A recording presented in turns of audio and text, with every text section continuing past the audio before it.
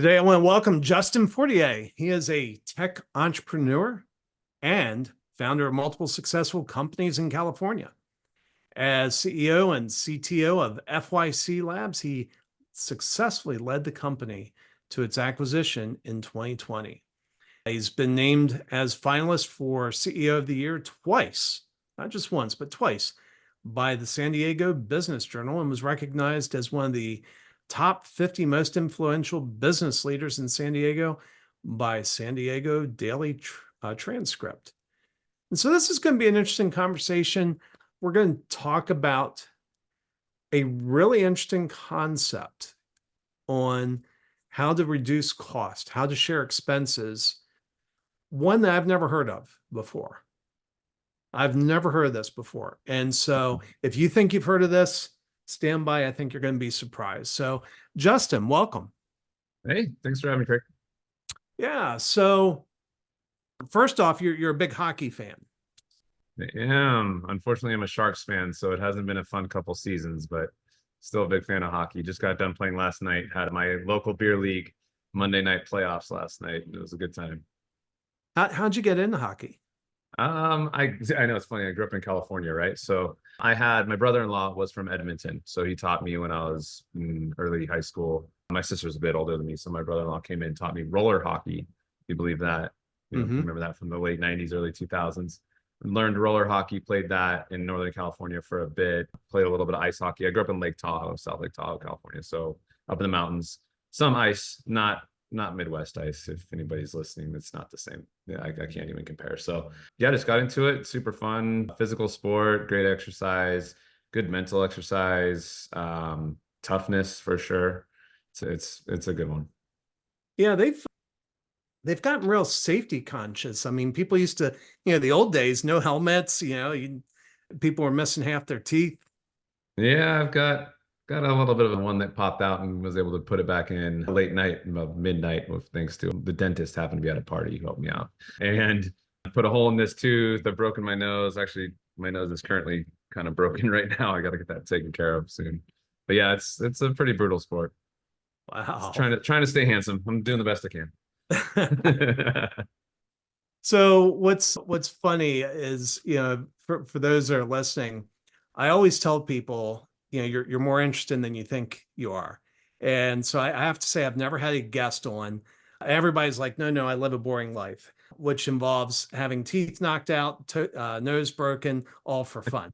So yeah, all for fun. Yeah, all for fun. So anyway, you've obviously done very, very well in business. And has it always been that way? No. So this is where I get asked a lot, hey, should I become an entrepreneur? And my answer is almost always no. It is not easy. It's hard unless you happen to walk into a bunch of money and can weather a storm for a couple of years. I started with very little. I was running a bar in downtown San Diego in 2012 and decided to start my own business with about $1,500 in my pocket. So I knew at that point in my life I wasn't gonna run bars, wasn't gonna go work for anybody else. I knew my mind didn't work that way. I knew I had to go do something on my own. I ran into an awesome graphic designer who was doing amazing work. He was up in San Francisco working for 9gag in the early days of memes, He was one of the first people generating those. He comes to the bar that I'm working at and says, hey, can I get a busboy job? I said, this guy, no way you're being a busboy, dude. Like, you're way too good. Let's go start something together. So we started the business with $1,500 a piece. That was a horrible mistake. We struggled so bad in the early days. So it was not easy. It was really tough. We couldn't find clients early days. We struggled to get paid on time. That was always and still is a major issue that I have a major passion for, is getting vendors paid on time. And I lived off of lentils and potatoes. I can tell you I was living off of about 75 cents a day at one point, trying to keep things going. I figured out that you'd get lentil soup and potatoes for about, I think I did the math. It was the highest calorie per cent you could get was out of lentil soup and potatoes. It was rough, but it was all worth it because there was no I had so much, and maybe this is the sadomasochism that I have from playing hockey too, right? Maybe I'm just a masochist in this way that I just like the pain, but I know that all of it was from my own strength, from my own fortitude to get there. I didn't have any handouts, and now there's very little that I feel I can't accomplish because of having gone through that as time. So those tough times make you way stronger, way more resilient, and yeah, I wouldn't do it any way different. So one of the things you said that you're passionate about paying vendors on time. What do you mean? So we've run into in our business. So we're a software development agency. Early days, we were a web development creative agency. So we would provide deliverables to, let's say there was an event going on and you needed a flyer. Okay, we'd quickly get the flyer done. We know that you need to help promote your event. Hey, pay us as soon as we send this to you. Okay, so I'll send it to me and I'll pay you guys. And then I hear nothing from you for a week, 2 weeks. Oh, sorry, I'll get you guys next week. My bookkeeper was busy. I'm just sitting there with nothing on my hands. I've done the work already. I've already given you the deliverable, and I'm just waiting forever to get paid. Eventually, we get paid, but during those 8-9 weeks that you as the not Craig, you wouldn't have done this to me. You're a better guy than that. Yeah. But this lack of paying your people on time, especially contractors, there's just this comfort in the B2B world of not paying your contractors on time as just something that you do, that it's not that big a deal that you don't take care of them. There's maybe some entitlement out there as to customers who don't feel like they needed to, especially if a lot of them, I find out they didn't have the money or they mismanaged their money, and it's not even necessarily something wrong with the work, but if they find one small minute issue with the work, they'll refuse to pay for several weeks. And these vendors who are trying to start their businesses, they're trying to hire employees, they're trying to grow and create jobs and create culture, are eating lentils and potatoes at home while they're feeding families of their employees because they're waiting to get paid. And that has been such a hard part of our business and has limited the growth of our business because my only other options are to go out and find funding. So now I'm funding back, losing margin because I'm going back into interest or I'm going into fees and penalties. So for me, if I can get our vendors paid on time, I think you'll see an uptick in so many different industries of success, innovation, household incomes. It really is a major problem. Over a decade ago, I made the decision. So at the time, this was actually coming out of the Great Recession and labor was abundant. Everybody was looking for work. And it hit me. I was like, the day is going to come when labor's not abundant. And when that day comes, I want my 1099s. I want to be the email they open, the phone call that they take, the project that they work on. And I was like, I'm going to set a goal that when they invoice me, I'm going to pay as soon as possible. And it's almost a game where like I see the invoice pop up, I stop what I'm doing and I pay the invoice while they're still sitting at their computer. And the impact for me is, in August 22nd, 2023, or 2021 rather, August 22nd, 2021, I unexpectedly went into a 6-week coma. And they started telling the doctor started telling my wife I wasn't going to make it. And my 1099s, my contractors started reaching out to my team and said, anything you need, as long as Craig's in the hospital, we will do.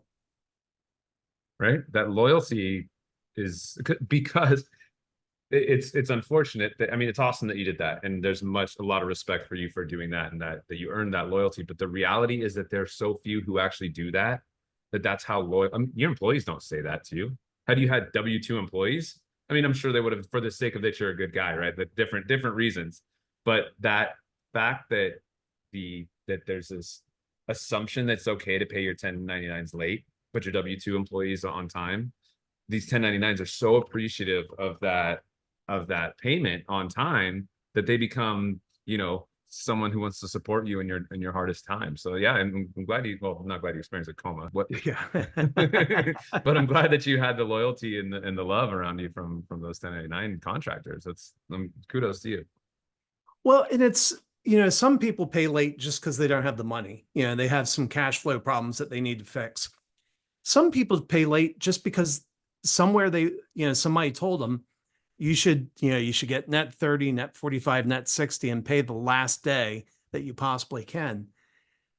And I just look at that. I'm like, that is phenomenally stupid. How much money are you making off holding on to that money? And the thing that worries me the most is, if you look at your supply chain, this is kind of how I look at it. My 1099s are in my supply chain. When I do that, I'm endangering my own supply chain as opposed to fortifying my own supply chain. Yeah, exactly. When I was telling you, I worked at the bars in downtown San Diego, and I used to do events. We had DJs, bands, everybody, right? And there was always a promoter who did the show. I was the only place in town that paid you that night, because I think paying people on time does come down to three factors. One, you might just be someone who, like you described, just plays the game and doesn't, is comfortable stretching that vendor out and says, okay, well, go find another client then if you don't like to work with my terms. There are people who do that. They are there. The other is the people who don't have the money. They just don't have the funds, and they're doing their best to come up with the funds, and they're trying to get there. And those are, these people usually come from which is the third one, which is they don't have good systems. They don't have good processes that get those funds in that keep the workflow going. So for me, all these folks, when I worked in the nightlife industry, they would go out and they'd do these gigs at these other bars, restaurants, and they're a little bit sloppy, as some nightlife might be.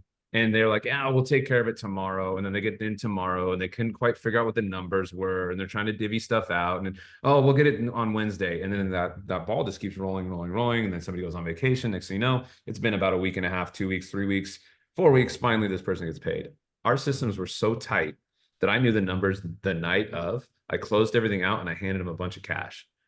Yeah. And guess what? A lot of times I could do it. And then guess where they came back the next night before, and they spent all their money back at our bar and had a good time with us again, because we were all friends at that point, because there was no tension. There was this, right. I know what I'm going to get paid. We're working together. I'm going to get paid that night, which is unheard of, by the way. Like, nobody else got that. So when I started my business, I had a lot of loyalty. Again, same thing was a lot of people came and worked for me, and I ate lentils and potatoes and got them paid so that they stayed loyal to me. And I had the best contractors in town, and we did the best work.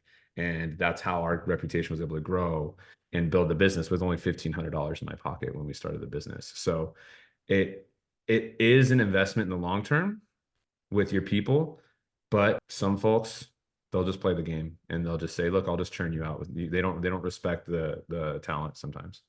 Yeah. So yeah, how'd you get out of lentils and potatoes mode? So we landed a big contract with a company called Remax, and that helped a lot. So we were probably in over our heads when we took that gig. It catapulted us out from just being a web development company to a software development company.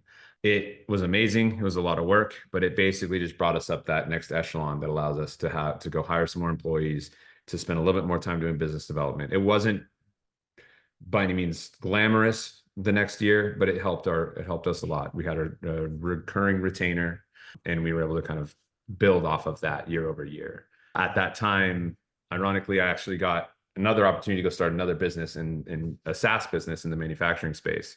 So kind of was able to land Remax, set the company on sort of a stable ground, and had employees running the company. Meanwhile, I went over and started a SaaS business in manufacturing, which again kind of reset me back to almost having to go back to lentils and potatoes again, starting from scratch there. And talk about an interesting industry there. You get pushed around a lot as a vendor when it comes to the manufacturing space.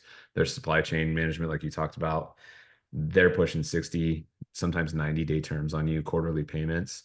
And you're like a squirrel just holding away for the winter, just trying to make it through each paycheck. So there was a lot of borrowing at that point, but we'd earned credit over time. So that was helpful. Yeah. And again, it's just such a shame. I don't know if people realize what they're doing to their supply chain, and there's a story I like to tell. This goes back to the late 90s. At the time, Nokia was not the number one mobile phone maker in the world. Obviously, they aren't anymore, but they had true partnerships with their suppliers. And Philips had a fab in New Mexico that burned down. Nokia got a phone call the same day the fab burned down. Say, hey, Nokia, we want to let you know the fab burned down. Nokia said, thanks for the call. We're flying out. We want you to assemble a team. Here's what we're looking for. And within 2 weeks, Nokia had gobbled up all the remaining capacity, and Philips they had contingency plans for everything. But it was because of the relationship that Nokia had with their suppliers. At the same time, Ericsson, who also used to make mobile phones, had chips in that same fab. They never got a phone call. They found out when orders started not showing up on their doorstep, and they called up Philips, said, "Hey, what happened? Where are our parts?" They're like, "Yeah, we've been meaning to call you. Our fab burned down. Sorry, you're screwed." And so that's the thing, and that was essential. That was absolutely essential in catapulting Nokia to the number one mobile phone maker, which they held that position for many years Well, until yeah. they fell asleep at the wheel with the iPhone. I mean, the one thing you did say though was the relationship, right? And the relationship isn't that we're buddies and we go have drinks together on the weekend. No, the relationship is that I trust you. And trust Yeah. starts with getting paid on time and making sure that you honor the letter of your contract. And I'm not going to have to go and fight for tooth and nail for you to follow through on what you said you were going to do. So as much as a lot of people put into, oh, I have great relationships, I've got contacts at these places, it's like, yeah, but just because you have that relationship doesn't mean you have that trust and that integrity that came along with them. So it's not just about knowing people in these places, it's about the integrity and the reputation you have. And when you go into these suppliers and the supply chain, and inversely up for my customers, I have to make sure I pay my people on time. We just did a really big gig for Live Nation, and one of the big things that they said was make sure you pay, because we subcontract for them, right? So we had over 120 different subcontractors through us as the agency, and 120, we have a media agency too. We should probably talk about Fractal in a moment because I'll explain why there's a media agency and a dev shop and a manufacturing SaaS.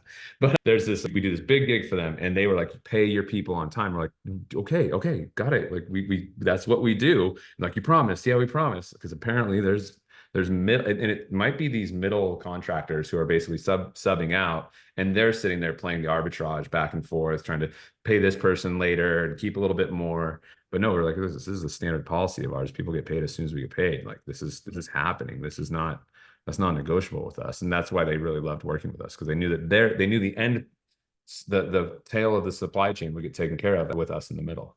Yeah. Well, that's Yeah. so good to have a customer. I mean, that's so Right. rare. I don't know if I've ever heard a customer come to me or anybody I know saying, "Hey, we're worried about how you're paying your suppliers." Yeah, it was Insomniac, who's a subsidiary of Live Nation.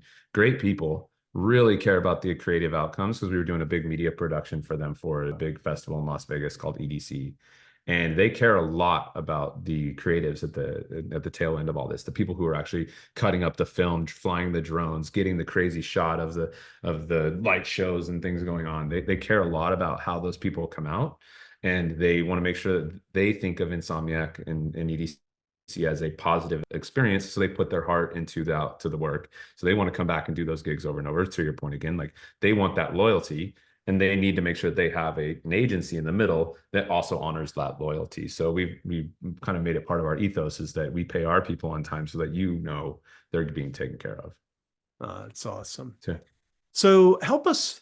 So we haven't really talked about what you do other than yeah. software development. So first off, what do you do? And then what's this whole fractal thing? So I mentioned what do I do? I'll quickly answer that. I do a lot of things. I come from the mindset of a general manager at a restaurant, right? I can wait tables, I can make drinks, I can clean the toilets if I have to, right? So that's the mindset that I have. We talked about hockey. I play defense, I play offense, I play wing, sometimes play goalie. That might be where I draw the line. But the point is, my mind is I want to be able to do all the things in my business, at least at a cursory level, so that way I can have an intelligent conversation with anybody who's doing any position in the business. So that's what I do. For the most part, I'm a CTO, CEO. I used to write a lot more code. I write less code now. I kind of manage our developers and our technical talent. And then also do business development and all the things that come along with CEO, and do sort of the executive decision making. But where this model comes from, so roll back to 2008, you talked about the Great Recession. I graduated from grad school in 2008. And it was probably a horrible time to come out with a higher level degree. I was There was, well, not a lot of people demanding high level degrees or secondary degrees, right? So I go and I literally worked from the ground up at this bar. I put the floors in. Buddy of mine's opening up this bar in downtown San Diego. It's a crappy little dive bar that he's renovating and cleaning up. He wants to turn into this like bougie little cocktail bar. So I help him install the floors. And I'm watching these guys. These are guys from Spokane, Washington. They had been working in the nightlife in San Diego for years. And I'm watching them just navigate that community and that industry. And they're just building clout. They're just building reputation, because they have this idea of starting a restaurant group. But their idea of doing it isn't to have a parent company manage this big restaurant group. It's to spin up a decentralized group of smaller LLC, of just the individual LLCs who all kind of have this agreement to collaborate and share talent and help push cost pressure, right? So if they need to buy lines, they're going to go and say, hey, we're going to buy lines from you, but not just from one of our locations, but from many. So we get this small bar up and running. We spin up a couple more. We collaborate and find those partners who want to open up more and more restaurants, bars. Really unbelievable group. They're called Consortium Holdings down in San Diego. They have the prettiest, most beautiful restaurants, the greatest wait staff you've ever worked with. They're also like the coolest people. So you feel kind of like a dork whenever you hang out with them. But they're like, you know, San Diego cool. But they build this group. And what I'm watching happen is someone can start as a busboy in one of their restaurant group, one of the restaurant groups, work their way up to be a waiter, then have 3 different jobs all within their group, right? Maybe they work at one restaurant downtown, one out in North Park, all the different neighborhoods, and they retain that talent in the family. Because what happens a lot in nightlife is you'll work at 5 different jobs because you're only getting 2 nights at one place, one night at another, and you're trying to make ends meet. So you're kind of mixing and mashing between different businesses, and they've retained that talent. Now, I took that same concept and said, why can't we just do that in tech? Why can't we have multiple startups running where maybe they don't need a full-time engineer? They really only need a part-time engineer. Maybe need a part-time CMO or this kind of fractional group, right? So kind of the word fractal comes from that fractional idea. So you've got a CMO who's able to run and help out several businesses, because sometimes the CMOs, there's diminishing return on a fractional CMO. They're not going to do the grunt work of putting ads in and running all the market copy. They're just going to guide and create that strategic guidance. So what we've done is we've put these fractional folks across our technology businesses. I'm a fractional CEO and CTO across all of our businesses. They're all independently owned with different cap tables for each one. But we all kind of have this agreement to collaborate on getting price pressure down on when we go buy seats for our project management software. Well, we say, hey, we're going to actually bring you into 6, 7 different businesses. Can you give us a $10 discount off of all of our seats? So across 200 employees, that's a couple grand a month. That's pretty cool. Mm-hmm. We go and do some PR. Hey, we want to run a big piece in Forbes. Can you mention 5, 6 of our businesses inside this one piece? Great. Instead of $10,000 a pop, we're now looking at 5 businesses all getting a feature in Forbes for one price. So then we watch the talent jump around. That's what's been really cool, is the software engineers who come up through the agency, sometimes junior, getting, earning their chops. Now they're jumping off to these different businesses.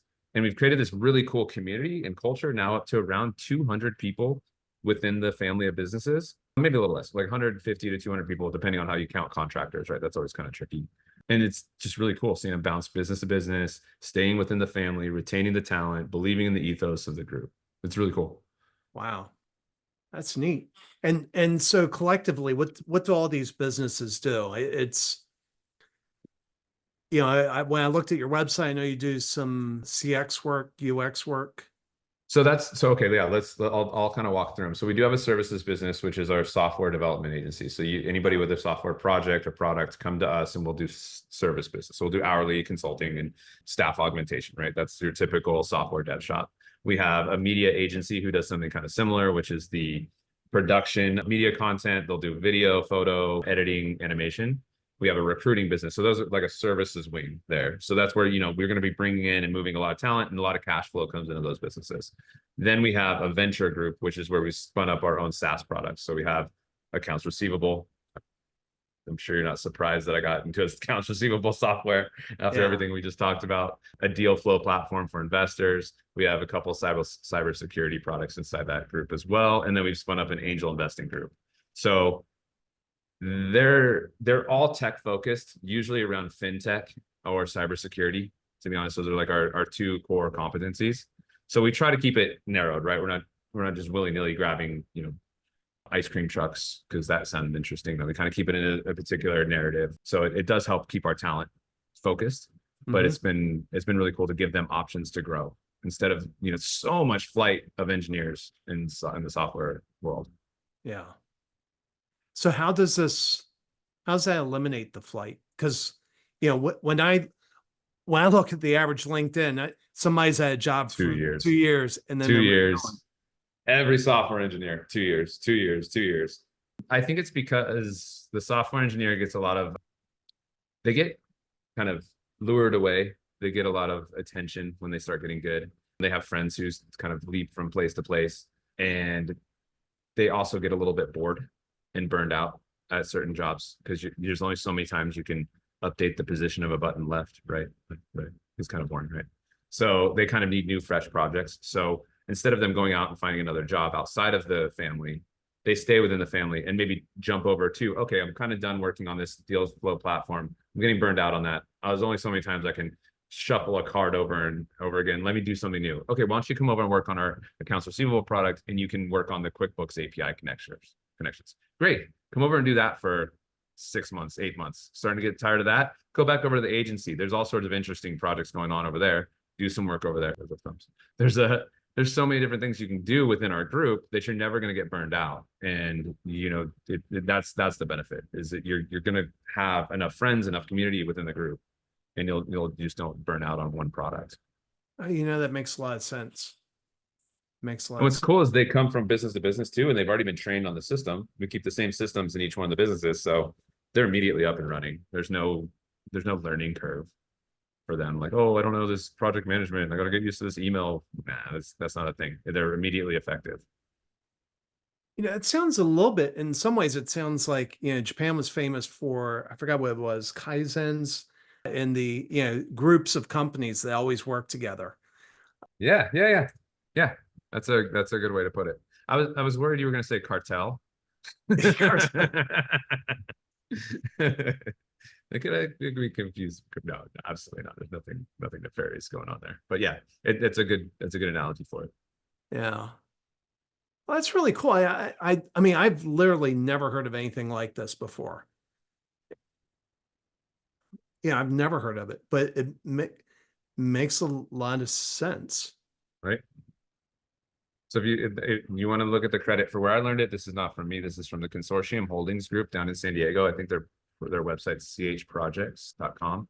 Really cool, innovative group that was building great restaurants. And I think they may have gotten it from, I think the Los Angeles, and it's 7 Grand is one of their big whiskey bars in Los Angeles. And they had a similar model where they would just create individual owners of each individual bar, but they drop in the same processes, the same systems, and they didn't charge. This wasn't some management company that they had to pay back. They just understood, kind of like what we talked about the 1099s, investing long term in those systems and those processes will yield results. You don't need a nickel and dime people along the way. Just use those systems. We'll win as a whole. Yeah. Wow. So what would be your advice to somebody that seems like a lot to spin up? If somebody were to want to do that seems like a lot of work. How do you go about doing Going that? back to the very beginning that I said, if you want to start your own business, don't. Unless you're a masochist who likes to break their nose and lose their teeth playing ice hockey and loves to eat lentils and potatoes and work really hard and push themselves, just don't do it. If you want a lifestyle business, go do something, one thing, do it really well. But everything in my life has led me to want to do something more difficult, to want to do something that is multifaceted. So it works for me. It works for my partner who has a similar mindset. It's not an ADD thing. Some people kind of would think, oh, if you have a lack of focus is causing this. No, this is a very strategic way of looking at it that says, I need to hedge some of my bets. So I need to create a diversity within our portfolio of businesses that will help grow, and I can help them collaborate. So it is a lofty ambition, and it's a lot of work. So you better be ready. You better be very systems focused. I love the conversation that was had. There was a big brewery scene down in San Diego, and there was this big competition. Why Stone was killing everybody? Oh, it's because Stone has more funding in their marketing, blah, blah, blah. And all the other kind of microbreweries in town were saying, oh, it's Stone's, I don't know what it is about them. And Stone just said, we just have better systems. We don't get better hops. There's nothing different about our hops. Or it was just, we have better systems and they need to get their systems together. So that's our thing is you better be systems oriented. You better be process oriented. You better be strong, driven, make sure you get paid on time. Yeah, so yeah, I would not advise this to many people. Yeah. Well, fascinating. If people want to reach out and connect with you, how do they find you?